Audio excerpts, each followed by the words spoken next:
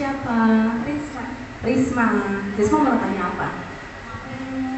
Kalau misalnya menerbitin novel atau buku gitu, terus dari si penerbitnya itu dilihat dari mana ya? Oke. Kamu tertariknya di tulisan apa? Segmennya? Novel kah? Novel. Atau novel juga? Novelnya novel apa? Romantis? Atau apa? Sukanya baca apa sih, Risma? Oh, lagi bikin novel. Tentang apa tuh? Boleh tahu nggak? Nggak apa-apa, sharing. Kebetulan apa namanya bisa sharing kan? Kamu lagi nulis, siapa tahu tulisannya apa nanti diterima penerbit ya. Nih, Pak tahu Risma jadi penulis novel terkenal, ya kan? Minta tanda tangannya sekarang. Kalau udah terkenal tuh susah dicari. Novel apa Risma lagi bikin apa? Tentang perjodohan. Perjodohan? Maksudnya dijodohin atau gimana? Kan mau bikin novel juga sekalian ngasih sedikit ilmu. Ilmu? Kayak perjodohan tapi si perempuannya tuh nggak tahu gitu. Nggak tahunya maksudnya? Nggak dikasih tahu, jadi pas dia pulang udah ada suami gitu. Oh gitu. Maksudnya pulang-pulang dia udah harus nikah gitu sama? Bukan udah ada suami, jadi kayak kisah Nabi Muhammad sama Siti Aisyah. Oh gitu. Kayaknya keren ya. Bukunya udah ada yang baca belum? Udah ada yang baca? Bagus gak? Iya, tuh ada pembaca setia tuh. Belum jadi buku aja udah banyak pembacanya. Keren ya. Oke, tadi pertanyaannya Yang dilihat dari si penerbit kalau kita nerbitin buku itu apa? Oke. Oke, itu aja. Oke. Terima kasih Bu. Terima kasih Risma. Ini Risma sebenarnya seperti saya waktu masih remaja ya. Suka nulisnya nulis novel, tapi nulis aja. Belum apa namanya?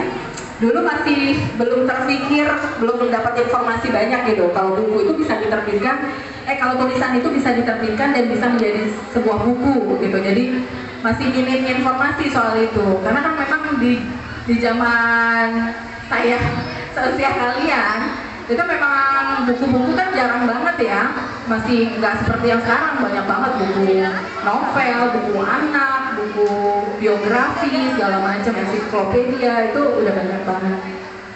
Nah, kalau apa yang dilihat dari penerbit, pertama tentu terutama ya penerbit mayor. Penerbit mayor itu apa sih? Penerbit yang seperti Gramedia gitu, jadi penerbit yang memang levelnya paling tinggi gitu. Karena kan kalau Gramedia kan udah punya toko buku sendiri, jadi dia nggak usah susah untuk menjual buku door to door gitu. Kalau Gramedia kan sudah punya toko buku sendiri gitu. Nah, yang dilihat pertama itu tentu isi cerita. Isi cerita itu kalau bisa yang kita bikin. Tadi Risma mana ya? Oh iya Risma. Kalau bisa yang kita bikin itu apa namanya, temanya itu, alur ceritanya itu jangan maju mundur. Jadi misalnya udah cerita di sampai tahap A, tahu-tahu mundur ke B, ke balik lagi ke C gitu. Jadi alurnya nggak jelas gitu.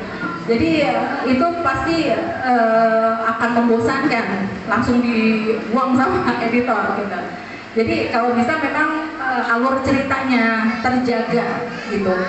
Kalau novel itu satu. Yang kedua, biasanya novel itu akan menjadi menarik kalau konfliknya itu terbangun juga. Jadi ada konfliknya gitu.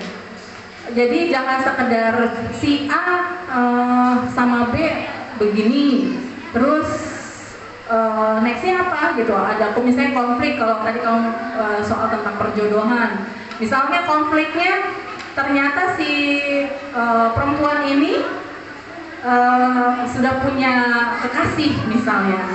Nah, kekasihnya itu apa namanya, sudah, maksudnya dengan si perempuan ini sudah terbangun serius gitu hubungannya, terus kemudian ternyata dia itu dijodohkan gitu kan. Nah kan pasti ada pertentangan, nah konflik di situ. Nah setelah misalnya konflik di situ, kamu bangun lagi konflik di bab keberapanya, ada konflik lain gitu. Jadi memang novel itu jadi biar tidak monoton, maksudnya datar ceritanya, alur ceritanya tuh begitu-gitu aja, jadi gampang ketebak. Kalau misalnya bisa bikin novel, ya itu ceritanya itu gak mudah ketebak, nggak kayak sinetron. Kalau sinetron kan pasti ketebak tuh, nanti begini, nanti ini begini, ini. Nah, jadi itu alur yang membosankan, sinetron gitu.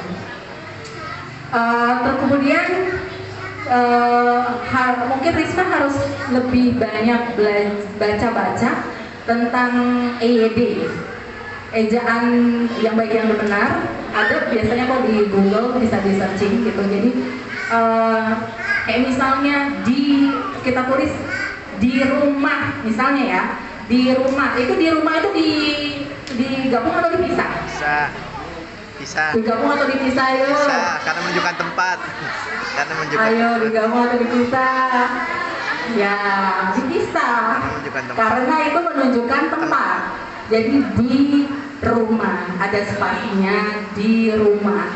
Itu mungkin hal sepele buat kita, tapi itu yang diperhatikan oleh teman-teman editor dari penerbit mayor. Itu itu sangat penting. Jadi kalau misalnya terus letak titik koma tidak pada tempatnya, itu juga mempengaruhi gitu. Jadi kalau bisa tuh lebih banyak baca aja tentang EYD. Terus misalnya bahasanya juga harus bisa dibedakan ya. Jadi bahasanya tuh jangan bahasa yang sehari-hari yang kayak kita ngobrol, misalnya bahasanya agak kasar atau bagaimana gitu. Kita pilihlah kata-kata yang baik, yang baku, yang sehingga kalau pembaca tulisan kita itu ya memang enak aja gitu. Karena kalau tulisannya bahasanya agak kasar, bahasanya kayak gimana, itu pasti akan nama editor gitu. Paling penting itu sih selama saya menjadi penulis. Dan mungkin kalau bisa kirim tulisan, biasanya sih untuk tonnya itu pakai Times New Roman ya tulisannya ya. Terus spasinya 2 paragraf.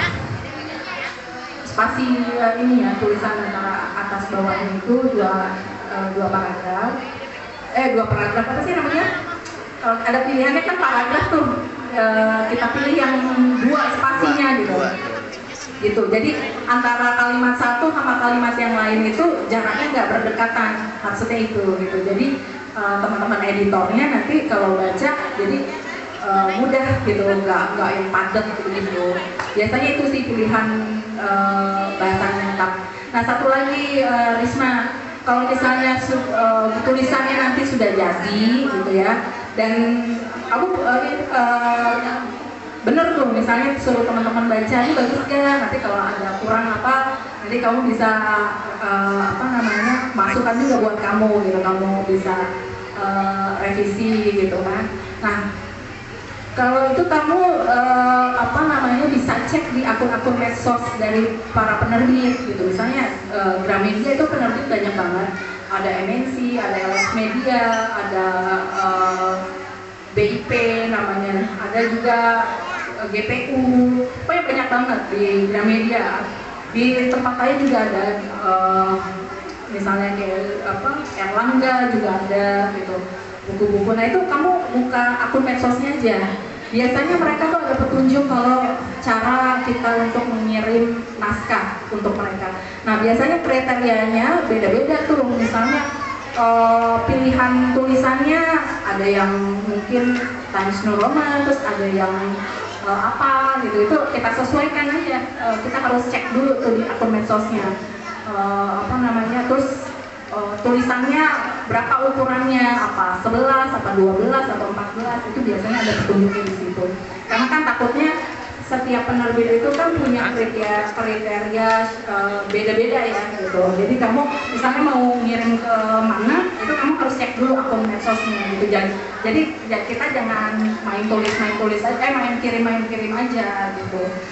Itu satu. Nah, kalau masuk kalau memang apa namanya mental kita sebagai penulis nih, ya aku sharing aja ya. Jadi maksudnya jangan nanti misalnya itu biasanya penerbit itu minta waktu tuh 3 bulan untuk menjawab diterima atau tidak naskah yang kita kirim gitu. Jadi tidak langsung direspon. Jadi kok nggak, aku udah kirim kok nggak ini sih diterima apa enggak gitu, deg-degan apa gitu. Nah itu jangan berkecil hati karena memang 3 bulan gitu batas mereka memberi jawaban biasanya ya 3 bulan. Ada juga yang agak lebih lama gitu. Cuman rata-rata sih 3 bulan. Nah kalau misalnya naskah kita belum diterima, jadi jangan berkecil hati karena kalau kita belum diterima tulisannya berarti itu langkah kita justru untuk lebih baik lagi. Bikin tulisan apa sih sebenarnya yang salah tulisan saya yang ini gitu. Nanti kamu bisa bikin tulisan lagi yang lebih baik. Jadi dan insya Allah kalau misalnya kita mengingat ikhtiar gitu kan, pasti kan ada jalannya gitu. Karena itu yang saya alami gitu. Jadi apa namanya butuh proses gitu untuk menjadi seorang penulis yang bukunya diterbitkan. Memang gak mudah, tapi harus diusaha, kita harus berupaya. Kalau memang passion kamu di situ, semangat nulisnya. Tepuk tangan buat Risma biar semangat nulisnya.